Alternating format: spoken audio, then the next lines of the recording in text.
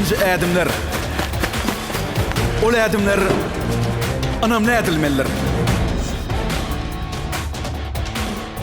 Sen haytı kärde bolsaňam, zerur bolanna ol adımlar seni maksadyna ýetirmelidir.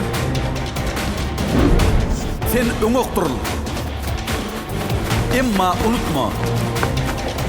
Yürän ýolunda hiç ýyly kynçylyk ýok bolsa, o ýol seni maksadyna ýetirmez. Sebäbi islenlik maksada diňe kynçylyk bilen ýetilýändir.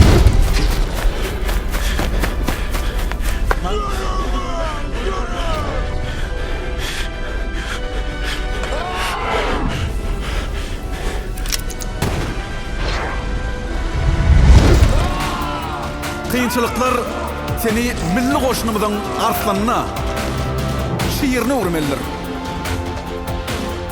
Garaşdan maksadyň murat tapjagyna kepil geçip bilmersin. Emma görüşden bolýan ähli böwetleri böwsersin. Sen görüş hiç taatdan heder etme.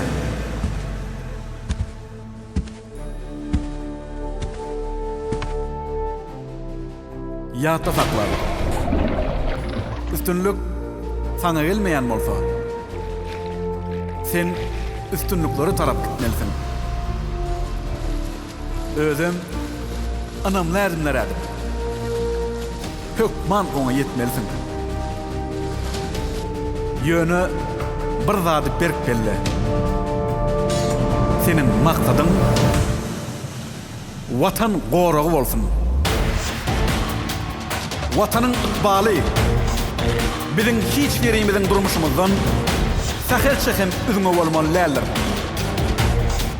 Watan goragy topragyna tagdymyňdyr.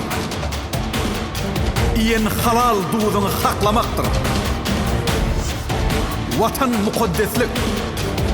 Sen bolsa onuň daşyna sığynmaz galasyn.